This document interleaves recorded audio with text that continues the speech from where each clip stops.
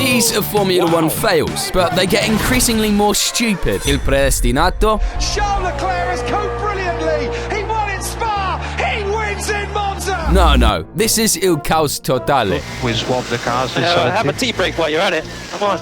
F1 testing 2025 gave us everything but data, unless you count environmental hazards as telemetry. First, the blackout, and I don't mean metaphorically. On day one, the entire Bahrain paddock went dark. Monitors dead, radios silent, lights gone. Teams were literally pulling out phones to use the torch like they were at a Coldplay concert. Prepped for months, and now you're vibe checked by a power cut. Classic. Of course, no data means no running. Red flag. You know what's a real red flag? Not subscribing to DailyFuelUp to see more fails. Not expecting it so early, huh? Turns out a grid failure knocked everything offline, and the FIA had to delay things by an hour. Not great when your entire job is testing. I mean, even a toaster needs electricity. But hold on, because the FIA had more content planned. Day 2 brought rain in Bahrain. Yeah, let that sink in. Excuse the pun. The same desert where clouds are rare decided to go full Spa mode. Wet tyres suddenly mattered. Haas now somehow pulled laps out of nowhere, but Aston Martin? Man, they brought 3 sets of intermediate tyres, like solely and exclusively if it rains. Nevertheless, when the rain came, they said the track wasn't that wet, and used that as an excuse to start filming TikToks. And yeah, this is the same Aston Martin that binned it in Australia after collecting basically zero data.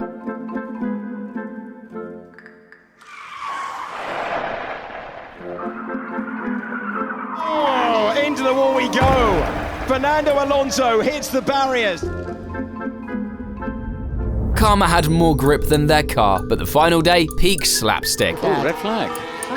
Is this a test, Crofty? No, it shouldn't an be. actual red flag. Because a window fell from race control. A literal sheet of glass shattered on track. It didn't hit anyone, thankfully, but had it dropped 5 seconds later, it could have taken someone out. And just when you thought it couldn't get dumber, a bus entered the circuit. Wow, that's well, it's an amazing bus tour, but not one that we wanted to see at that moment. Yep. During an active test, a shuttle bus went rogue and cruised down the straight like it was late for a school run. You cannot make this up. Marshall's red flagged again. Everyone just stood there like, what are we even doing here? No idea. So, to sum it up, rain, glass, power cuts, public transport. Yeah, honestly, if a flaming meteor crashes testing next year, I probably won't blink. Just like him. Ah yeah, you know who's coming. And he's got tangled up with Lance Stroll. What's it? Oh no, they're going to crash. And they have. Stroll is not looking where he's going. He was not looking at all. Monaco 2021. Vettel and Gasly are having the cleanest side-by-side scrap we've seen in Monte Carlo in like a century. I mean, it's Monaco. No one overtakes here unless they're bored of being alive. So this was pure gold. And then They're going to go wheel to wheel up Beau Rivage here. Sebastian Vettel and Pierre Gasly. Oh, what has happened? We need to know who's going to come out in front as we see Lance Stroll hitting the barrier and going over the curb. I think Sebastian Vettel ahead of Pierre Gasly. Yes, he is. man, I don't like to spread hate, but someone please tell me this guy got fired. Of course, I'm talking about the TV director, in case you hadn't noticed. See, that's just the start of the Strollverse. Fast forward to Brazil 2024, Formation Lap. The race hadn't even started. You'd think the grid is just vibing, warming up the tires, right? Not Lance. Points in off already. It begins. Lance Stroll finds himself off the road on the formation lap. My guy span out on turn 4 like he pressed the eject button mid-corner. Like I always say, these things can happen. However, if you want to see the bright side, Lance basically opened a masterclass on how not to finish a formation lap. No way, Isaac Hadjar. We were talking about the rookies, and he has gone into the wall. Poor Isaac. Nevertheless, doing stuff before race start is embarrassing, but what happened after?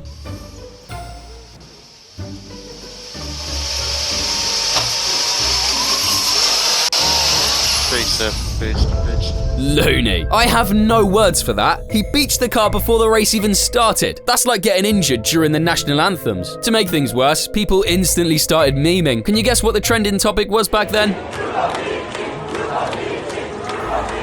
But hey, at least he wasn't blindfolded this time. Can't say the same for Monza 2019. Vettel spun out of Ascari, and while he was trying to rejoin, he tagged Stroll and spun him around.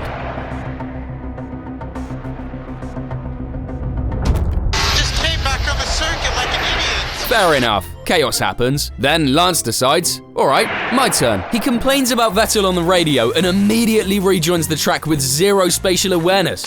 What the did the Ferrari just...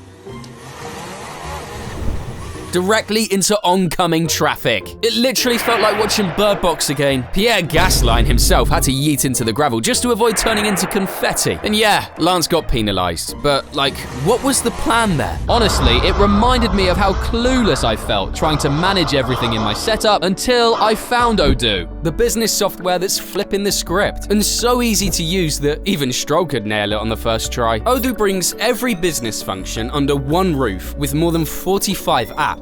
We're talking website creation, sales, CRM, inventory, accounting, HR, project management, you name it. No more jumping between a dozen tools or dealing with clunky systems. It's all interconnected, smooth and ready to go, from startups to big enterprises. Over 12 million users trust Odoo to power their businesses. The best part, you don't even have to pay. With the One App free plan, you can pick any app and use it forever, no cost, with unlimited hosting and support. For real. And trust me, a single app can take you further than an Alpine. Odoo is configured based on your country, so taxes, currencies, and regulations are automatically adjusted, allowing you to comply with local requirements with ease. Whether you're launching a business, scaling one, or just tired of juggling a million tools, Odoo's got your back. It's like having your own digital pit crew, except, well, way more reliable than Ferraris, and way more affordable. So what are you waiting for? Get started now with the link below and see how far one app can take you. Anyway, if you thought Canadian damage was peak drama, just wait till we start lighting things on fire, literally. Because no F1 meltdown is complete without a little Ferrari flair. Box now, box for her. Stay out, stay out. That's right, let's talk about the moment our beloved and unpredictable team turned a common pit stop into a championship slipping away in the most stupid way possible. Singapore 2008. Felipe Massa was on pole. Is go! Massa on the left, Hamilton on the right. Watch out for Raikkonen attacking Hamilton. He goes to the inside. Flawless start, leading comfortably. He looked unstoppable. Championship material. Then came the pit stop. Safety car out, chaos everywhere, and Ferrari, they fumbled. Oh no! That's a big mistake. Massa's gone. Not for the first time. Ferrari's lighting system and their release. He's taken the hose with him as well, I think. The mechanics sprint like it's a 100-meter race. Massa drives off with the fuel hose still attached. They chase him down, rip it off manually, drive-through penalty. He drops to the back, finishes P13, no points. And to make it worse, that was Crashgate. Renault rigged the race with Piquet crashing on purpose to help Alonso win. Oh, big crash! That's Nelson Piquet.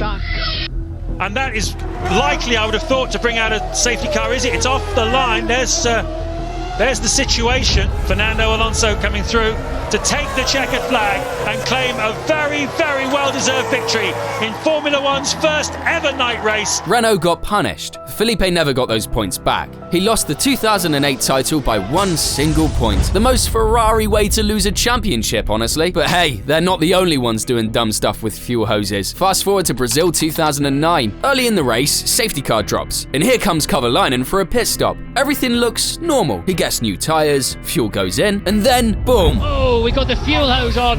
Kovalainen's car. Oh, there was fire in the pit lane as well. And Kimi, no panic, just drives through like it's a casual Tuesday. And fire wasn't done yet, because it seemed like it wanted to celebrate the 2012 Spanish Grand Prix with the team. In 2012, we had 4 from 4. It's now going to be 5 out of 5. Another different winner. A new winner in Formula One. It's Pastor Maldonado and Daniel Williams with their first Grand Prix victory since Juan Pablo Montoya in 2004. Astonishing. Mechanics hugging, champagne spraying, Pastor probably eating arepas in the paddock. When suddenly, boom, the garage literally catches fire. A fuel rig explodes 90 minutes after the race. Force India and Caterham pit crew run with the extinguishers. It looked like an apocalypse. And Pastor, man, just walked into history and out of a burning garage. Is this the Venezuelan style? We'll never know. But one thing is for sure, this is definitely the most Maldonado way to end a celebration after a win. Let's rewind one more time. Germany 1994. Jos Verstappen in the Benetton. Pit stop. Fuel goes in, then flames. Fuel, that's the first time we've had a fuel splash. Oh my goodness me!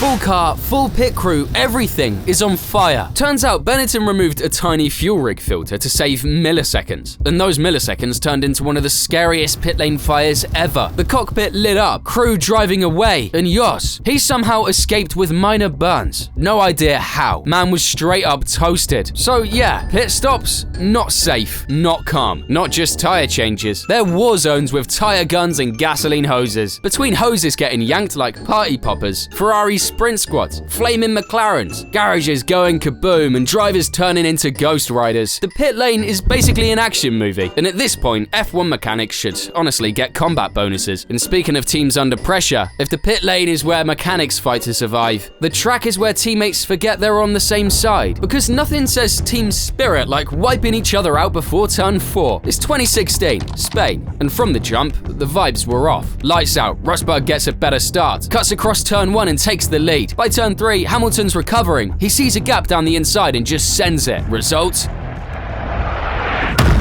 Hamilton's done a massive crash and he's crashed into his teammate. The two Mercedes come together. Me dropping a dookie. Like this wasn't some midfield oopsie. These were two guys fighting for the title. I can imagine Toto's reaction. And this wasn't just a racing incident. Lewis and Nico, they used to be bros. Shared rooms, shared dreams, shared beds. I mean, for karting reasons, obviously. But once they both landed in a title contending Merc in 2014, it got ugly. Rosberg has got. 2015, beef. 2016, personal. And this crash was the breaking point. Obviously, Nico won the title that year. Nico Rosberg is second.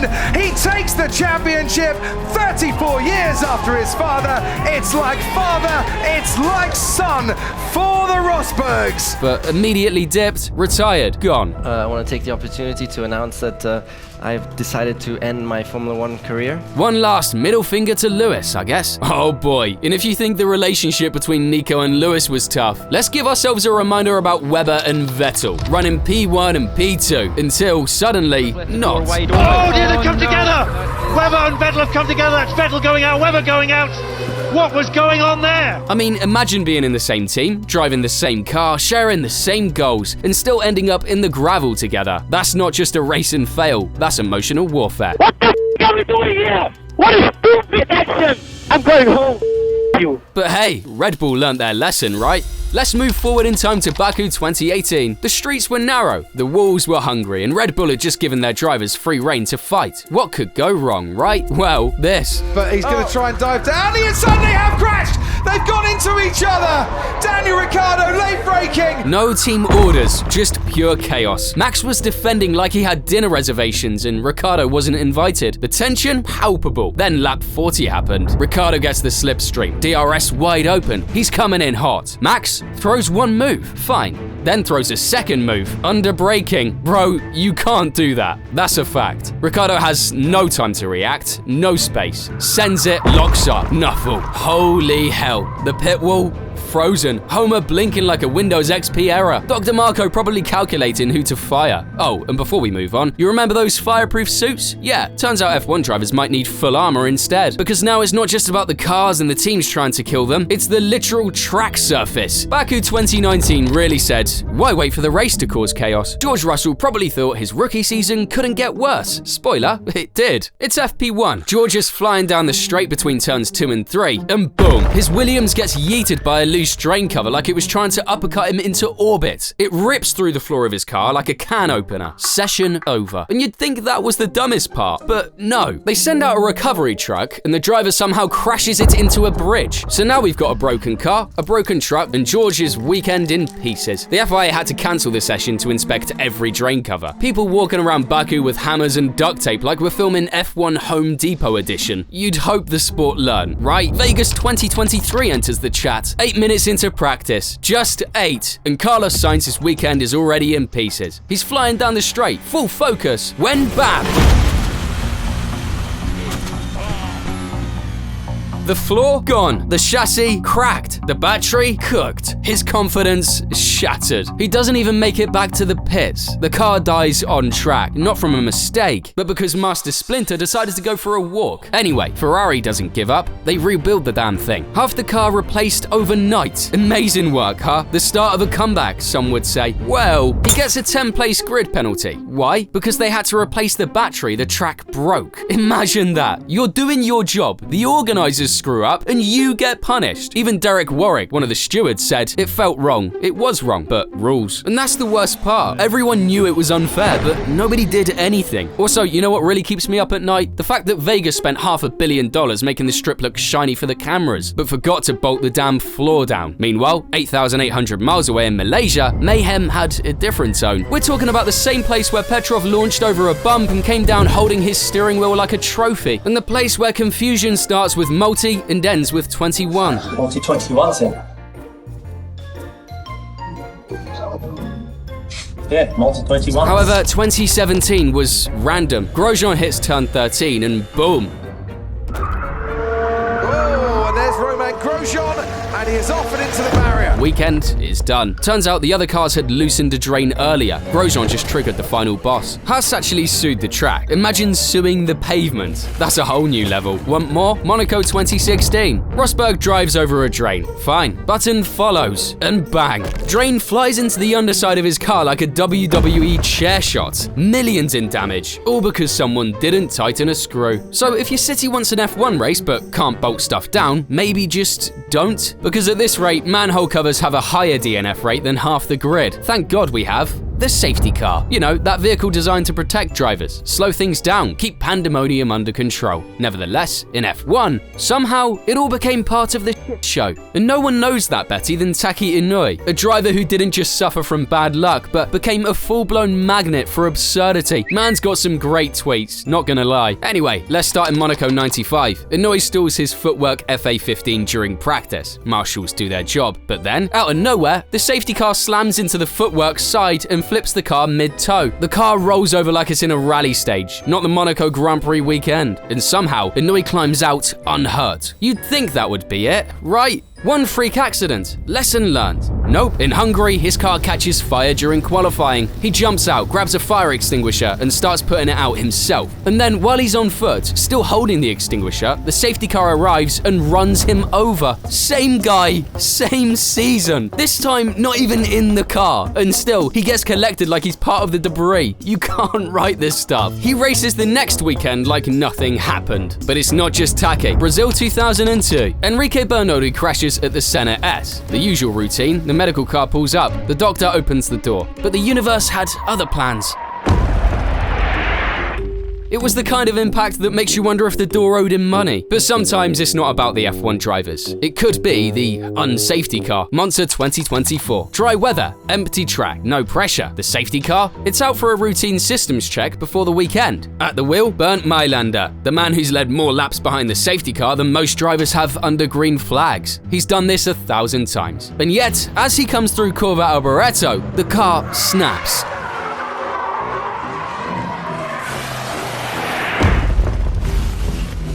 No drivers nearby, no racing, just the safety car crashing. If that's what happens when things are calm, imagine what it looks like when the chaos gets real. Monaco 1996, the one weekend every team dreams of winning. The yachts, the cameras, the legends. It's not just a race, it's the race. And on that Sunday, it was raining. Not heavy, but enough to turn the track into a trap. Monaco already has zero margin for error. Add water, it becomes a minefield. The race starts with 22 drivers. By the end, only 3 finish. 3. The rest crashed, broke down, or just gave up trying to survive. Mr. Schumacher, world champ, on pole, goes into the wall on lap 1. No contact, no pressure. He just loses it. Hill takes the lead, then loses his brakes and retires. Every race, and smoke out of the back of the Williams. Damon Hill out of the Monaco Grand Prix. He was destined not to win this race, and my goodness, the Englishman's heart will be plunging to his boots. Villeneuve, nowhere. Another big name gone. One by one, the biggest names in the sport just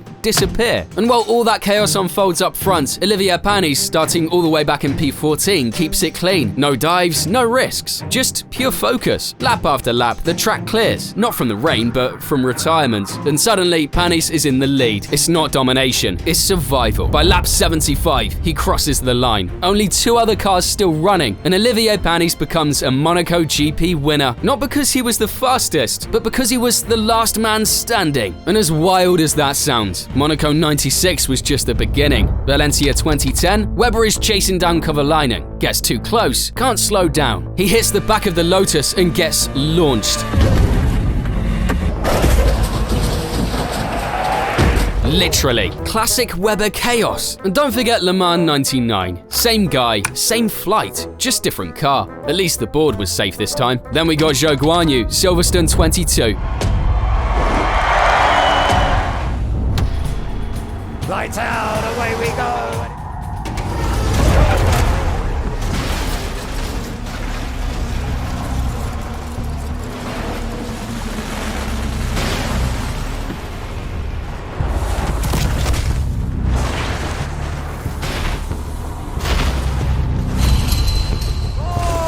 Several, car over, upside down. Man got flipped upside down and slid for 200 meters into a fence. The roll hoop snapped. The Halo, MVP. It literally saved his life. The crash was so nasty that Silverstone had to redesign turn 1. Bro almost respawned in the crowd. And of course, last but not least, Alonso Australia 2016. It's lap 17. He's behind Esteban. No, not Ocon. Chill. I saw you flinch. I'm talking about Gutierrez. The McLaren's a lawnmower in disguise, but he's wringing the neck out of it anyway. He closes in, just a bit too close. Touches the rear tire.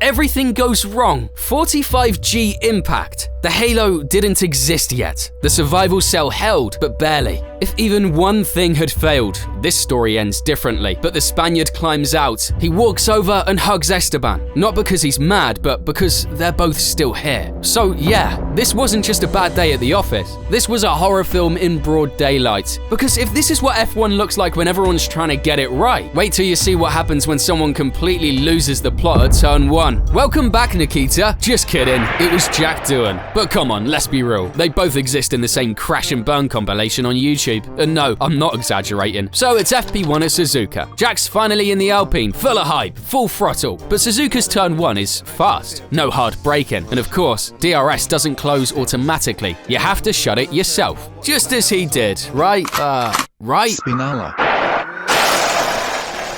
Jesus, I actually winced watching it. Bro, you're fighting for your career and you start playing some stupid games with your DRS. See, things were already sketchy. Alpine have Colapinto lurking in the shadows, Aaron lurking in the shadows of those shadows, Hiroaka lurking… Okay, you get what I'm trying to say. So Jack needed to deliver, but instead, Bogan. And this wasn't part 3 of the trilogy. Rewind a few weeks and we're in Australia, his home GP, the golden chance. Every Aussie fan cheering. Channel 10 probably had a Doohan cam ready. And Jack… Oh, big moment into the wall, and the Alpine finds the barriers. Jack Doohan on debut gets no further than the exit of turn number 5. Yeah, not exactly the way you want to start your career, but hey, that was a tough day, and many other crashes proved it so. Bad luck, huh? Okay, forget it. Worst thing? This is Alpine we're talking about. A Scuderia that let Piastri walk because they couldn't do paperwork. The second Jack hit that wall, I'm 99% sure someone in the garage whispered, "This is Franco." But I feel like you guys know that by now. Sure, everyone makes mistakes. But after all, are these fails just the price we pay for the drama we love? You would think, hey, this is the pinnacle of motorsport. There shouldn't be so many fails, right? But believe me, there's a lot more than you think. And there is one team that represents that. If you want to see more stupid fails in Formula 1, make sure to watch this. Glad you stayed until the end. And as always, thank you for watching.